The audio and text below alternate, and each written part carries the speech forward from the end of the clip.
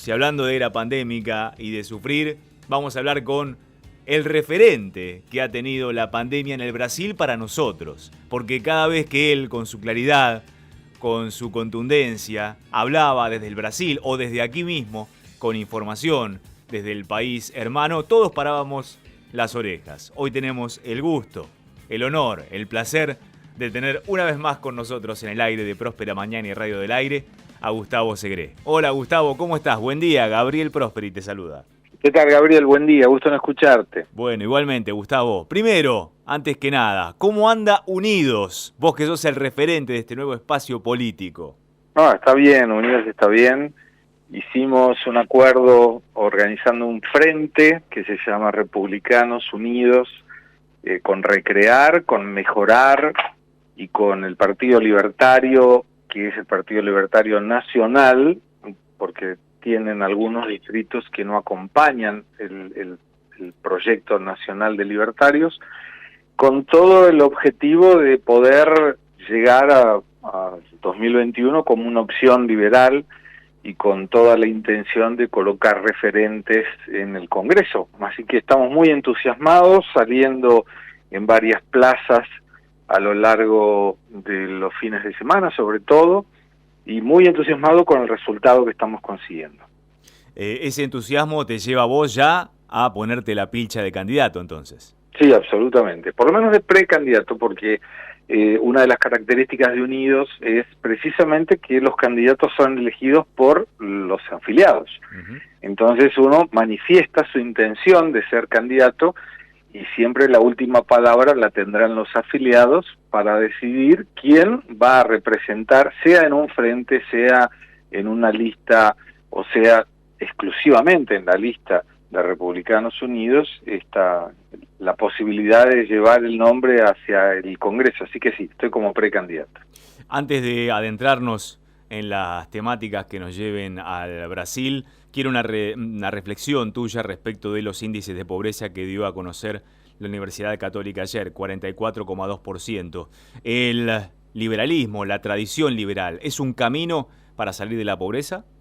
Yo creo que sí, y digo que sí porque hasta ahora, en los intentos, que en mi subjetivo modo de ver eran intentos de mentirita, ¿no? Porque creo que el populismo te dice que quiere salir de la pobreza, pero no le conviene. Te dice que quiere salir de la falta de educación, pero tampoco le conviene.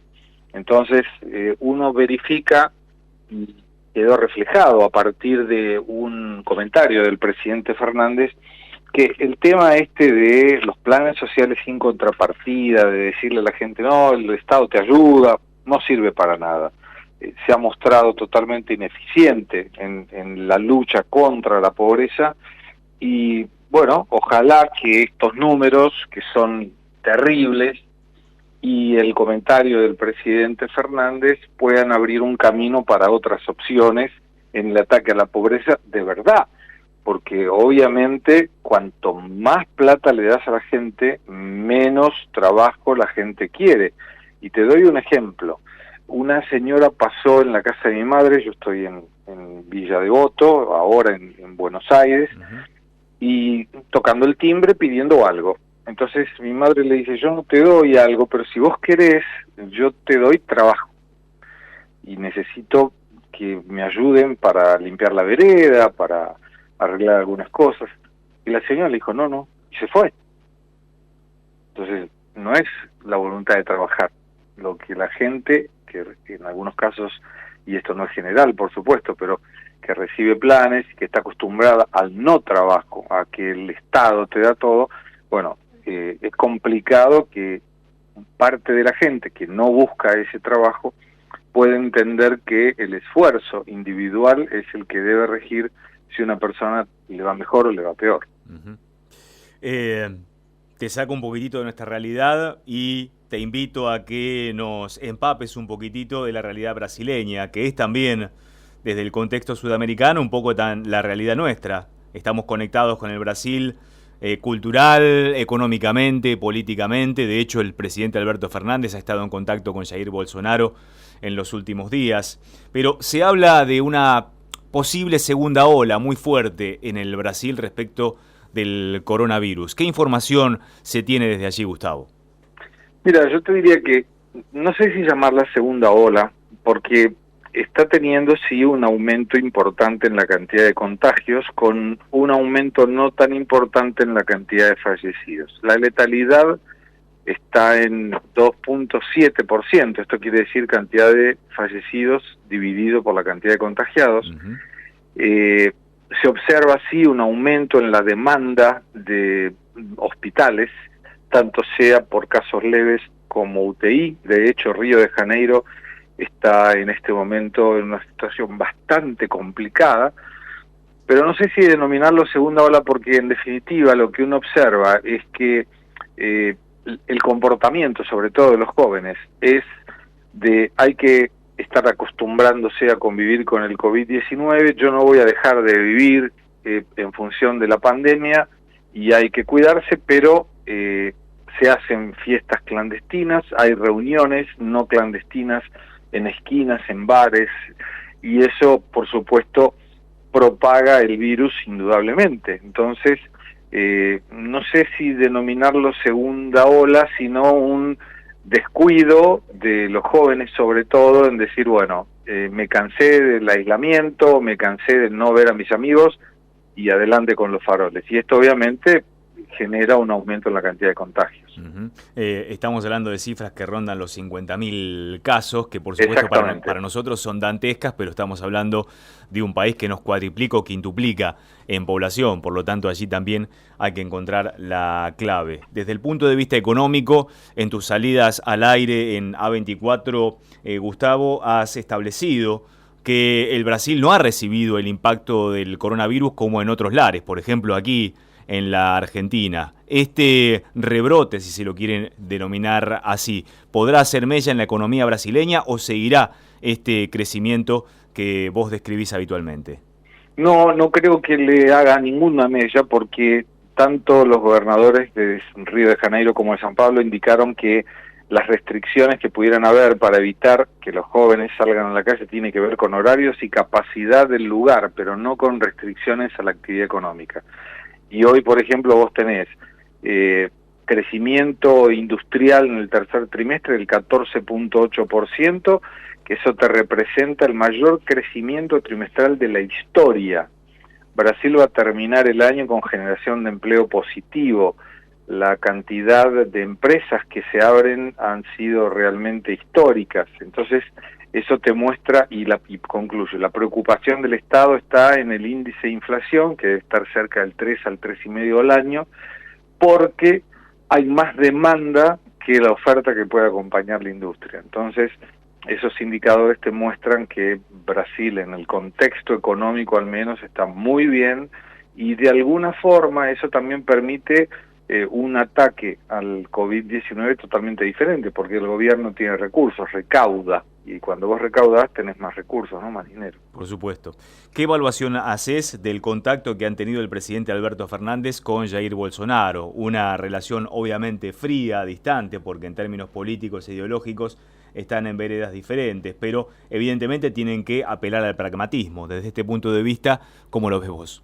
Yo te diría que es una reunión formal, mérito absoluto del embajador Daniel Scioli, sin ningún tipo de importancia de Estado, al punto que el propio Jair Bolsonaro no incluyó la reunión dentro de la agenda oficial. Uh-huh.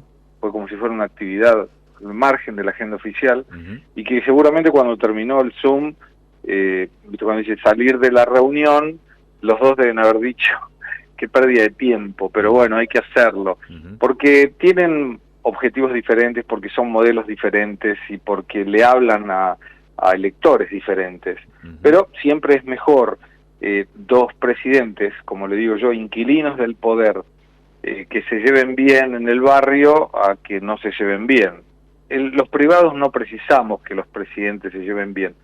Tampoco precisamos que ayuden a lo privado para el desarrollo de negocios. Lo único que pedimos es que no molesten.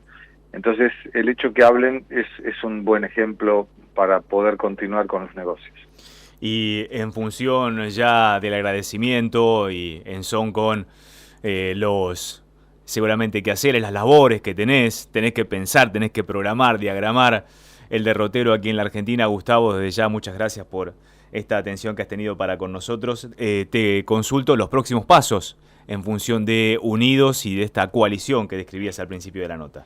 Claro, mira, voy a estar el día de mañana, sábado, en Salto, provincia de Buenos Aires, el domingo a la mañana en Vicente López, el domingo a la tarde en Avellaneda. Daremos a las 19 horas un curso de neuropolítica muy interesante a través de los canales de YouTube de Unidos Argentina, que lo dictará Néstor Briot, y que es un especialista en temas de neurolingüística, neurociencia y neuropolítica, y estamos muy entusiasmados con las actividades porque nos está faltando muy poquitito para llegar a los 4.000 afiliados en Cava.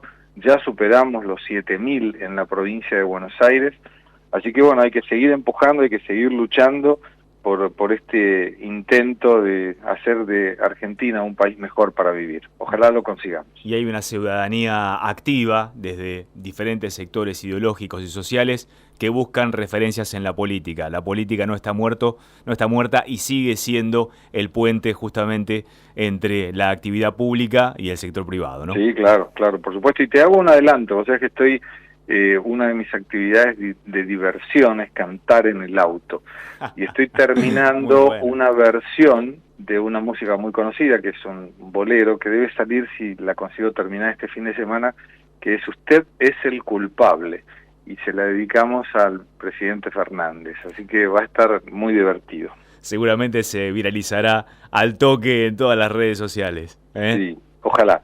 Gustavo, te mando un abrazo muy grande, la cordialidad de siempre para con nosotros, y evidentemente eso hay que siempre agradecerlo. Y te deseamos desde aquí toda la suerte.